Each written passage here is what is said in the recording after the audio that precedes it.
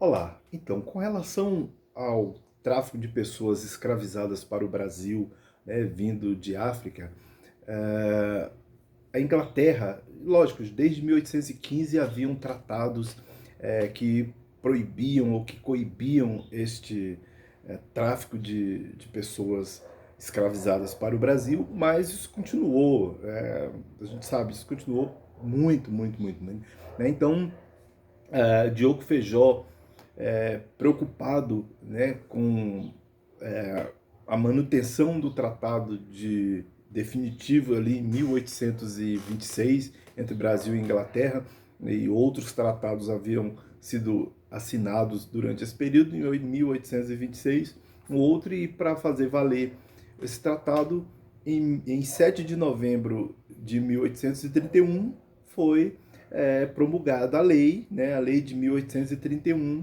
que proibia definitivamente o tráfico de pessoas para o Brasil.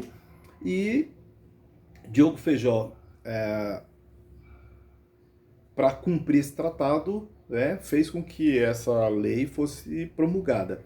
Porém, em 1834, já com o número de desembarque, o tráfico era muito grande e sem apoio político, essa lei foi posta para revogação. Mas isso fica para uma outra hora.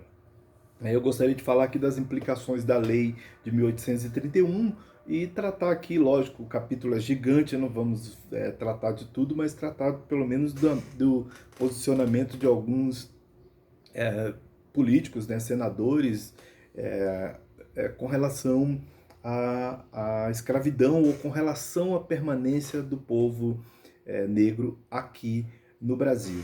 Então, não vou nem pegar os óculos. As discussões em torno do projeto que divergia dos acordos bilaterais na questão do tratamento dos africanos demonstram a falta de consenso a respeito do destino a ser dado aos resgatados do tráfico. Enquanto o regulamento da comissão mista determinava que cada governo ficaria responsável pelos emancipados em seus territórios, Barbacena propôs, é o Marquês de Barbacena, propôs que os resgatados do tráfico fossem enviados de volta à África às custas dos traficantes, a chamada reexportação. Discutiram-se duas políticas opostas ao tratamento dos africanos, baseadas em avaliações irreconciliáveis do impacto de sua presença no país.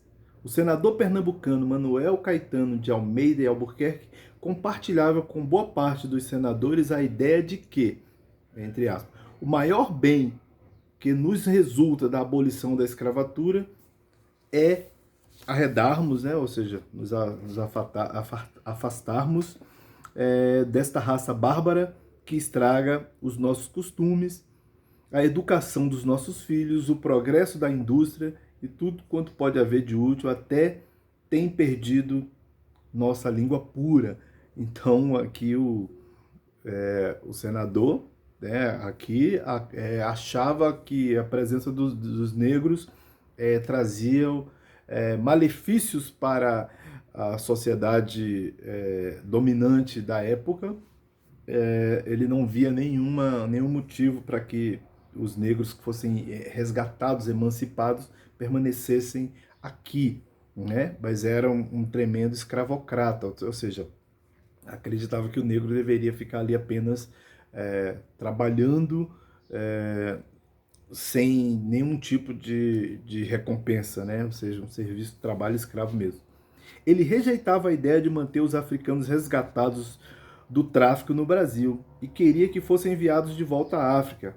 Antônio Luiz Pereira da Cunha, o Marquês de Anhembupe, discordava do colega senador quanto às fontes do mal da sociedade brasileira.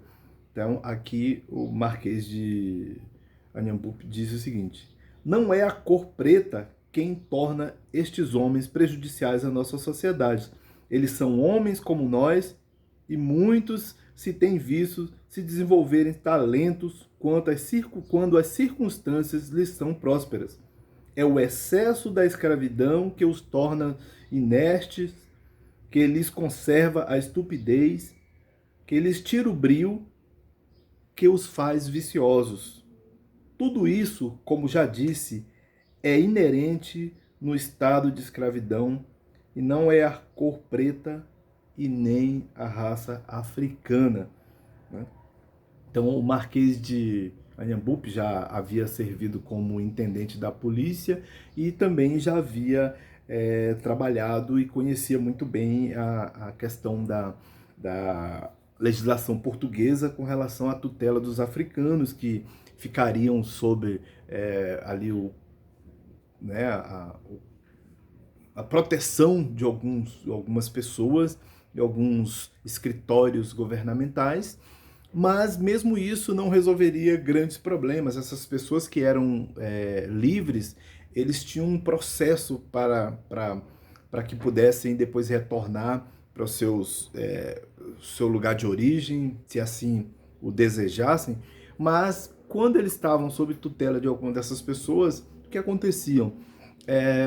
Esses senhores ou essas pessoas, esses grupos que ficavam com a tutela desses negros resgatados, emancipados, eles pegavam o documento, havia um escritório que emitia documentos que dizia que aquela pessoa era uma pessoa livre.